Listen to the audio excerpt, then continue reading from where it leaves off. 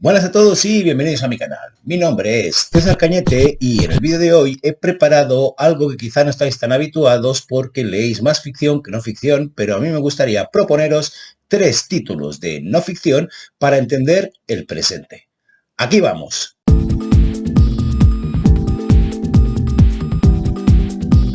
Bien, antes de empezar, dejadme deciros un par de cosillas para darle un poquitín de contexto a este vídeo. Ya sabéis que me encanta enrollarme un poquito antes de entrar en materia. La primera es que he cogido la sana costumbre de ir alternando, cuando no, o casi siempre coincidiendo, mis lecturas de no ficción con las de ficción, aunque prevalecen las de ficción. ¿Por qué? Bueno, pues la razón me lleva directamente a hablaros de esa segunda cosa antes de empezar a esto. Y es que creo que recibimos una cantidad de información actualmente que no sabemos distinguir entre lo que es cierto y lo que no es cierto. Estamos expuestos a una cantidad de estímulos que, para limpiar la paja del plomo y encontrar lo que realmente nos pueda servir para entender nuestro alrededor, quizá nos debamos servir de herramientas que están validadas por el simple hecho de que las personas que la han escrito tienen entidad suficiente y un principio de autoridad para contrastar de lo que hablan, más allá de los sesgos ideológicos que ellos como personas, como todos, tengan.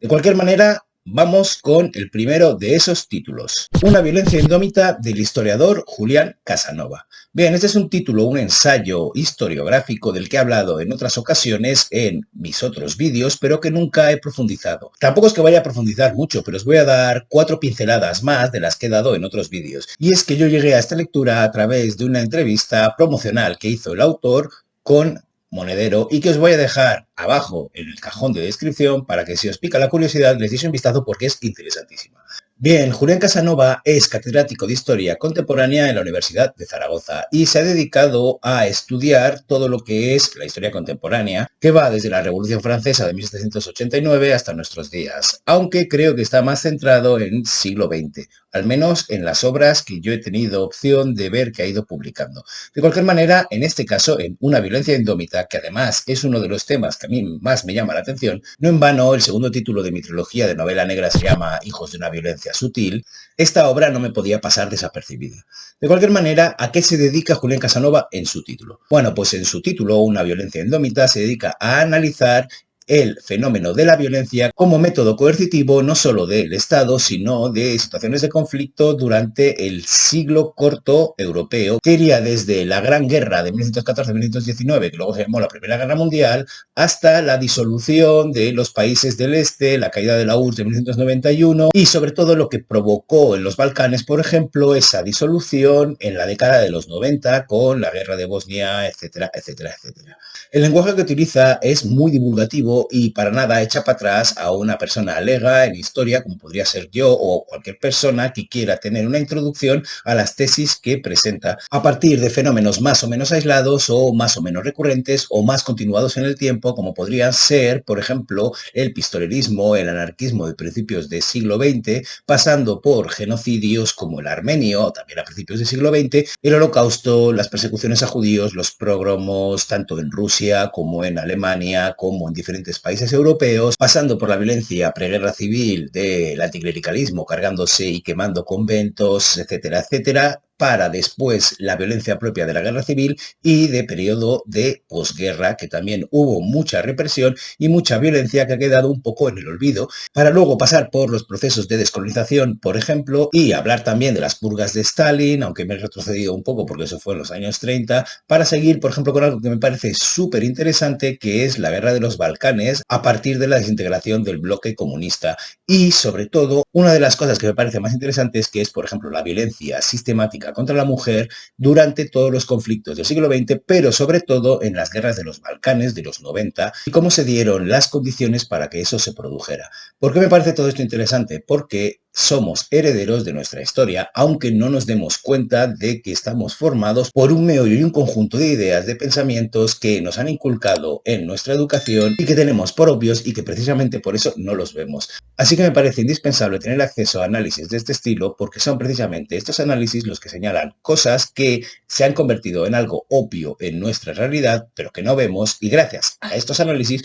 nos quitan el velo de los ojos, desvelan cómo es nuestra realidad para que hagamos una lectura de lo que sucede a nuestro alrededor de una manera que se ajuste más a esa herencia que hemos recibido sin ser conscientes de que la hemos recibido. En fin, de cualquier manera, yo os invito a que le echéis un vistazo a esta obra porque es una maravilla indispensable. Bien, el segundo título del que os quiero hablar en este vídeo no es otro que Franquismo S.A. del periodista y escritor Antonio Maestre. Aunque me llegó por otros derroteros, es decir, no supe de la existencia de este libro a través de una entrevista, os voy a dejar abajo un par de entrevistas que le hicieron al autor Antonio Maestre cuando sacó este libro, porque, otra vez, son muy interesantes. Bien, ¿y de qué nos habla este libro? Pues mirad, es un análisis exhaustivo de quiénes son todos aquellos que medraron y se aprovecharon del régimen de Franco para construir imperios empresariales que les permitieron llegar a nuestros días siendo la gente que maneja el cotarro. ¿Y por qué me parece esto súper interesante de saber? Bueno, me parece súper interesante de saber porque estamos viviendo en el espejismo del neoliberalismo, donde una de sus mentiras es básicamente que si crees mucho en tus sueños, el universo va a conspirar para que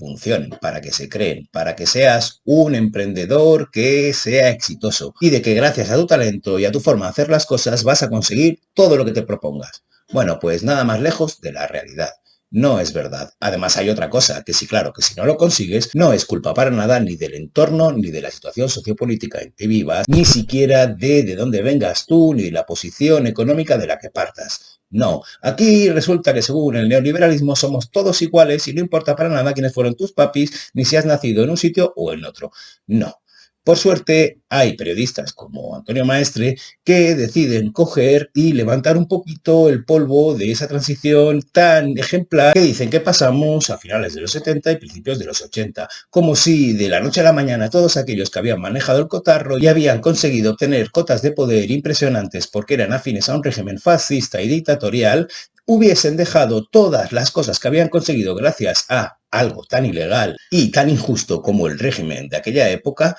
y empezasen de cero. Pues no, señores, no es así. Resulta que muchos de ellos, todos, la gran mayoría, se lucraron gracias a lo que os he dicho, un régimen como el de Franco, para continuar tirando de los hilos del poder para sus propios intereses sin tener en cuenta para nada el colectivo, ni el país, ni el pueblo.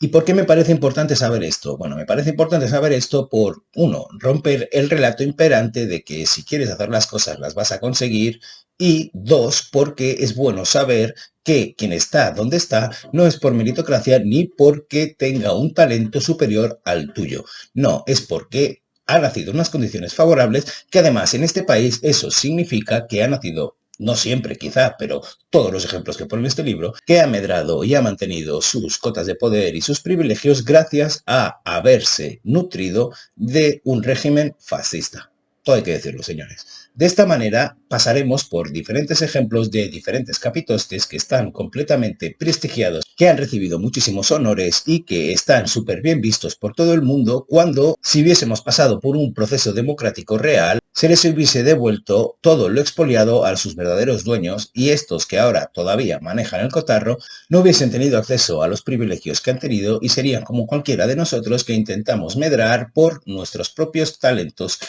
Eso sí que sería una meritocracia de verdad, ¿no? De cualquier manera, en este libro encontramos ejemplos de todo tipo de personas que tienen esos privilegios y poder, desde empresarios a políticos, pasando por religiosos, pasando por aquellas personas que se dedicaron a ejercer la violencia contra la población porque lo pedía el régimen, léase Billy el Niño, a personas que en connivencia con regímenes como el nazismo se quedaron con las empresas alemanas una vez el nazismo cayó y que siguen campando a sus anchas y tomando decisiones y haciendo presión a los políticos para que las leyes les favorezcan a ellos sin tener en cuenta que aquí estamos todos. De cualquier manera, lo que quiero llamar la atención sobre esto es que sus decisiones y sus acciones nos afectan a todos por igual y no podemos pensar aquello de conmigo no va esto, porque sí, aunque no lo creas, muchas de las decisiones que toman tienen efectos en tu vida sin que tú seas consciente de ello. Y por eso creo que este libro es, de nuevo, un libro que nos va a ayudar a entender nuestro presente porque va a poner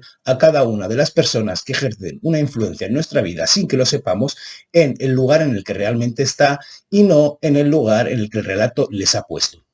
Un relato que pretenden que nos creamos a pies juntillas sin que seamos críticos para nada con nuestra realidad, para que seamos dóciles y aceptemos cosas que de primeras no aceptaríamos porque son malas para nosotros. Así que nada, un libro que te abre los ojos y que os recomiendo muy mucho leer. Bien, el título del que os quiero hablar ahora, a diferencia de los dos títulos anteriores de los que os he hablado, basa sus premisas y su tesis en el presente y no en el pasado, y forma parte de una trilogía de Yuval Noah Harari que está integrada por Sapiens, el libro del que os voy a hablar, que es Homo Deus, y 21 lecciones para el siglo XXI. Bien, aunque ya he mencionado en alguno de mis vídeos las obras de Yuval, sobre todo Sapiens, ahora os quiero hablar de Homo Deus. Y si es que en Sapiens planteaba el pasado de la humanidad hasta nuestro presente, con aquel subtítulo que decía de animales a dioses, y que planteaba unas tesis que te volaban la cabeza porque daba un giro copernicano a las creencias habituales de lo que había sido la historia de la humanidad hasta ese momento, en Homo Deus lo que plantea es cómo va a ser el futuro. Y es que si en el pasado la gran preocupación de la humanidad, por ejemplo, uno de los bloques de los que trata en este libro, era la subsistencia y el intentar sobrevivir, a partir de ahora, gracias a la tecnología y a lo que ha conseguido la humanidad hasta este momento, la preocupación no va a ser cómo sobrevivimos, sino cómo no morimos. Me explico. Gracias a la tecnología y gracias a los avances tanto en medicina como en multitud de campos, el ser humano va a conseguir alargar su vida de una manera que no se ha visto nunca. Y una de las cosas que plantea Harari aquí es cómo va a cambiar nuestra percepción del entorno y del mundo el hecho de que nuestra preocupación no sea sobrevivir, sino que sea vivir más años, porque no va a haber una muerte natural si es que no es un accidente o no es una enfermedad para lo que nos ha encontrado una cura, pero que tecnológicamente y médicamente estamos llegando a un punto en que todo puede ser curado. Otra de las tesis que plantea en Homo Deus es que esa preeminencia del humanismo en la que estamos viviendo, donde el hombre es el centro de todo y ya no es Dios, cambie para que sea el Big Data lo que al final tome el relevo de esa preeminencia como el ser humano, como el humanismo, y acabe siendo una religión a los Silicon Valley que rija nuestros destinos, porque no seremos más que entes computables que se podrá predecir todo lo que hagamos gracias al Big Data, por ejemplo. Aquí es donde ya me empezó a dar un poquito de miedo lo que empezaba a plantear como el futuro, porque además pone en el centro lo que es el algoritmo o los algoritmos que se puedan desarrollar para llegar a lo que se quiera. Y claro, los algoritmos no son organismos y ese cambio puede hacer que el Homo sapiens pierda su preeminencia. Además de que la revolución cognitiva que se produjo hace 70.000 millones de años y que nos llevó a ser lo que somos a través de la realidad interpersonal, intersubjetiva y la colaboración entre todos los seres humanos, cambie porque el desajuste que hay entre los avances tecnológicos y la capacidad que tenemos nosotros de entenderlos, y estemos a las puertas de una revolución cognitiva que nos deje atrás. Como veis, Homo Deus se basa en el presente para hablarnos del futuro y por eso tiene un subtítulo que es Una breve historia del mañana y que da un poco de miedito, también os lo digo. Yo os diré también que las 21 lecciones para el siglo XXI que cierra esta trilogía de Harari no lo pude acabar de leer porque lo que presentaba, lo que proponía me daba un miedo atroz. De cualquier manera es una lectura súper recomendable para entender lo que estamos viviendo actualmente e intentar interpretar nuestra realidad con un poquito más de riqueza en la información que recibimos. Bueno, y hasta aquí el vídeo de hoy. Espero que os haya gustado, que le echéis un ojo a las recomendaciones que os he hecho para entender nuestro presente y que le deis una oportunidad a la cantidad de títulos de no ficción que pululan por ahí, que están súper bien para eso que os digo, entender el presente. De cualquier manera, yo lo dejo aquí y me despido, como siempre, mandándoos un felicísimo día y un besazo enorme. ¡Mua!